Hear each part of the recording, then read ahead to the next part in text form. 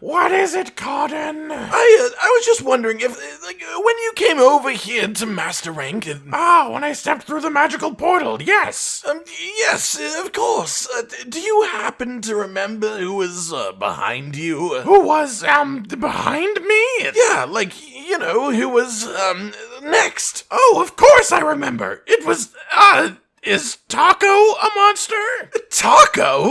Ladies, gentlemen, and monsters of all ages, what a wonderful time we have found ourselves in once again in the Monster Hunter universe. The birds are singing, the sun is shining, the Aptonoth are aptonothing, and new content is finally returning, along with the promise of another new returning monster being released this fall. Another one? Which, sure, may be a touch less exciting than a brand new monster, but it actually leaves us more room for everyone's favorite leisure activity, speculation. You can only guess so much about a brand new creature, but a returning monster? Well, there are only around 200 potential options in general in this series, but once we narrow it down to the more likely culprits, we can even talk about how they may change in order to be brought back to the best shape possible to the new world. Today, ladies and gentlemen, it is time for a dissection of the official community-generated list of the top 5 monsters to return next in Iceborne. It's unusual, it's quirky, and this week it's extra relevant.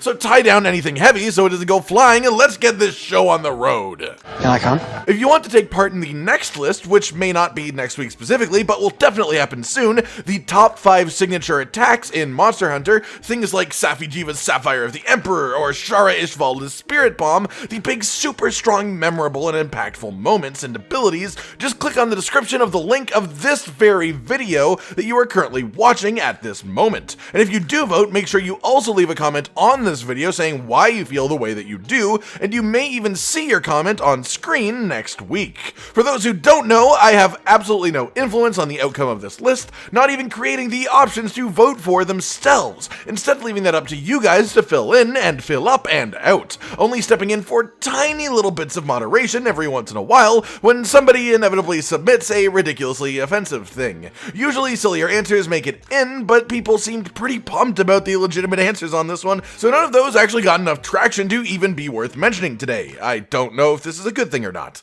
Getting into the core of the experience then, we'll be going over the list itself of the top 5 monsters to return as voted by you, followed by a little bit of graph-based analysis of the experiment as a whole, so without further ado, let's begin with... Number 5, with 6.03% of the votes.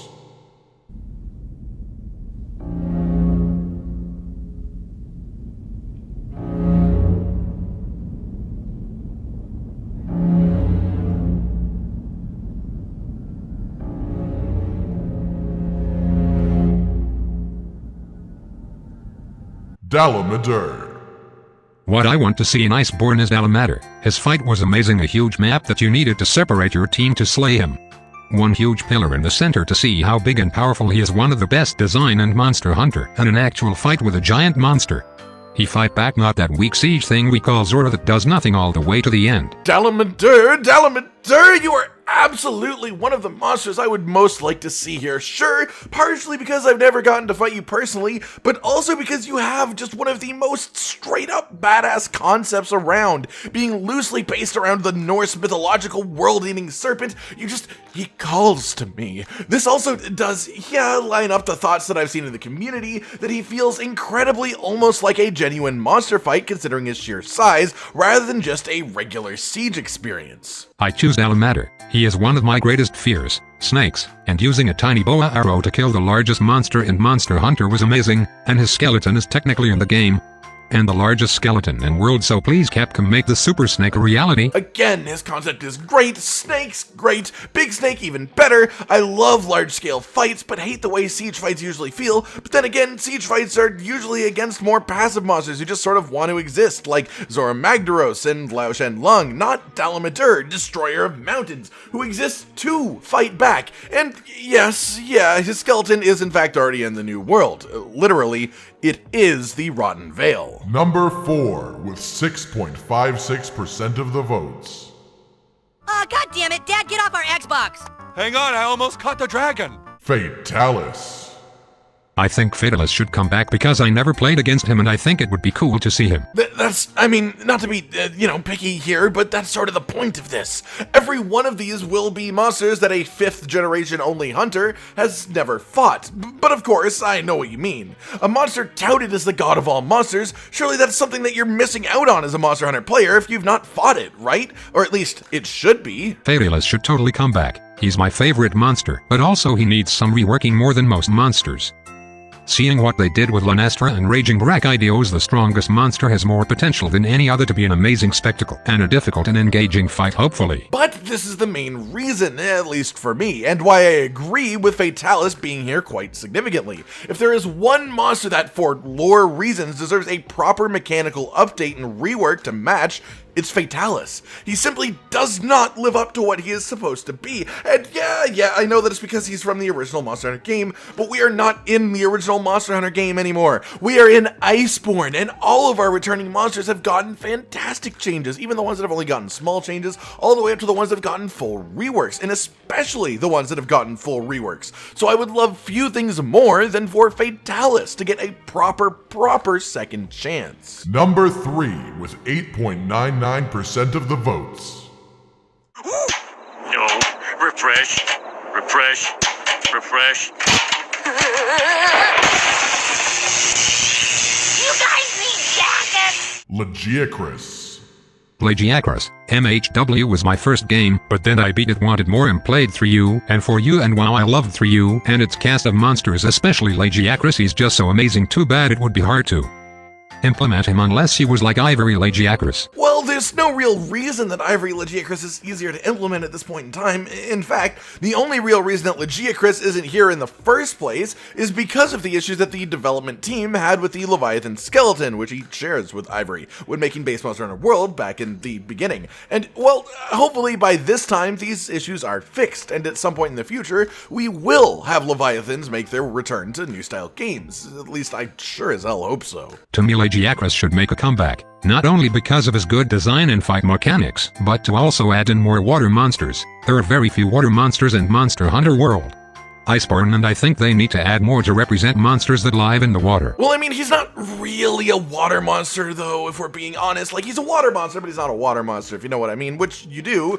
but that's also important. It's important to have monsters around who look like sea creatures instead of land creatures, even if their element isn't water. I mean, think about just the sheer amount of reptilian-like monsters that we have around the place, and sure, Lagiacris is based off a crocodile, so also a reptilian, but there's still a massive difference in the visual design of a creature intended to swim their entire life and a creature intended to walk. And I would absolutely love to have this little long boy in the game at any point that I could. Number 2 with 9.28% of the votes. First go like this. Spin around, stop. Double take 3 times. 1, 2, 3. Then pelvic thrust. Woo! Woo! Mizutsune. I'd love to see Mizutsune come to Iceborne. He would simply look gorgeous and would work so well in the Coral Highlands, which is a map that doesn't make a lot of sense to me and that I don't really like because except for Numel, none of the monsters we find here seem to actually fit in that environment. Mizutsune could really change that for me. How dare you? Wait a second, you're right, though. The Coral Highlands is basically an underwater environment that isn't underwater, and the only thing that lives in that even remotely represents an underwater creature is Namiel. Not that there's anything inherently wrong with that, but yeah, Mizutsune would be a perfect addition that fits the zone. Even if he isn't really technically an underwater creature, his fight definitely 100% has that feel to it, that levity and the sliding nature that truly represents what the Coral Highlands is. Honestly, I choose Mizutsune due to the fact that it's just an interesting monster and so gorgeous. I feel like that its attacks are based around bubbles is so cool and different.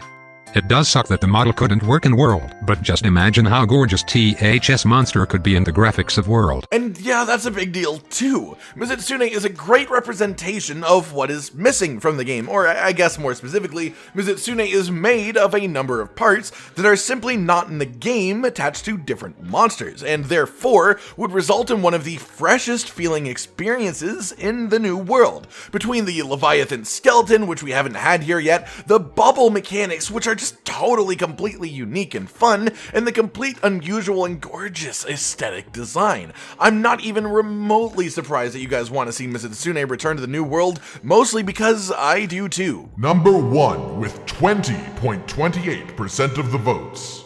You're sloppy on your rolls, wide on your turns, slow on your straightaways. You've been watching me? Yeah, watching you make a fool out of yourself. You need to be tighter getting in and out of your knife edge. Okay. Valstrax.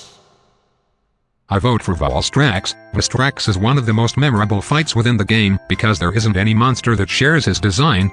If they could add La Venus, I wouldn't see why Valstrax couldn't make it. Shariashvalda has a similar skeleton structure to Valstrax, using their wings for combat. Not only that, but seeing his silver scales and dragon element leaking out of him would be a treat. And this one isn't really a surprise either. I mean, at least not to me. I mean, I feel like I talk about Valstrax every single week that I do something voted on by the community, and that isn't a negative. No, it's quite the opposite. I mean, that makes this make sense. Of course people want him to return. They want every part of him. His fight is already pretty damn glorious as it is. His skeleton is absolutely already in the game with Shariashvalda, and the only result from bringing him back would be positive, because the only real changes necessary would be graphical, and by God would Valstrax look good with Iceborne textures. Oh man, I can see it now. It would be glorious. But that's the main thing, I think. People remember Valstrax so fondly that there's no real chance of a negative happening with his return. Don't get me wrong, at this point I trust Capcom pretty implicitly to nail these monsters, whether new or returning, and they've done an excellent job. But the more in need a creature is of a rework, the harder it is to visualize and imagine the finished product of this rework, of this returning monster. Fatalis, in a way, could be remade and still not be loved by fans. He could be bad still, even though he has ridiculous potential, and Capcom's really good at reworking these monsters so far, it could happen. Whereas a monster like Valstrax would probably be loved no matter what. And same goes for Mizitsune, and I think a large part of that is because they are just super recent. Their fights are not particularly outdated and would probably not be changed a whole lot, and therefore they would require just minimal changing in general, just graphics, which is purely a good thing. And that's all of the top 5, guys, which brings us right around to our weekly analysis of the experiment and voting as a whole. Democracy. The first note, and quite possibly something that you picked up on while I was doing the list itself, the gap here at the top is massive. Like, the difference between Mizitsune and Valstrax is more than double. Valstrax has 20% of the votes of any of the top 30 options. That is an absolutely insane response for a single monster, and it tells me how much you guys want him just more than anything else. Jesus, guys, you'd think he was like a jet dragon or something with how much love you're showing him. Aside from Valstrax, however, this list is actually quite diverse from our top 5 monster list, which shows that you guys have a different preference for what you want to see next than just your own personal favorites in the series, which is good. Get that bias out the door, and let's just make this game the best that it can be, right? The only real standout here, or at least the only singular monster quite worth mentioning, is Plesioth, down at lowly number 29. Though, compared to normal community feelings about Plesioth, being 29 here is exceedingly high, and I like to think my own opinions for that at least a little bit. I mean, I have fought in favor of a Plesioth rework for months and months and months and months and months, and I think that a little bit of that may have just gotten itself into your heads, finally. And then finally, the last overall observation, the 4th generation has a ton of representation here, like an unbelievable amount compared to the other generations. Between monsters from Monster Hunter 4 and 4U and those from Generations Ultimate, they make up for a whole 13 out of the 30 monsters that made the top 30 on this graph. Wow, that's a big number. And that just about covers all of that, guys. A very fun exercise only made possible in the first place by you guys and your participation. As a reminder, if you want to take part in the next community list, the top 5 signature attacks in Monster Hunter, the link is in the description, and once again, feel free to share this survey with any friends who you may think to be interested in answering it. The more votes we get, the more representative these lists are of the community as a whole. There's simply nothing to lose. Alright everyone, I've been Cotton Dinosaur, and this has been your list of the official top 5 monsters to return next in Iceborne. Do you agree with the majority on this one? Which list would you like us to revisit in this style next? Like if you liked the video, subscribe and hit the notification bell for more, and most importantly, ladies and gentlemen, until next time, stay sweet. This is the brand new outro to tell you all the things that you do that we love. So let's start with something simple and say, oh, we love your eyes. When they're watching us play video games, when we make a bunch of jokes that are kinda lame, or when they gaze upon our failures as we try to kill the monsters or important news about the Kingdom Animalia. Rage, Continent, Hollow, we're all here talking about the things you want to hear. So if you want to be the first to hear, like and subscribe and the bell and we'll cheer. Some of you are patrons, even though we are all the noobs and you're the pros. There's nothing we can do to thank you. No, really, there's nothing we could possibly do. Goodbye.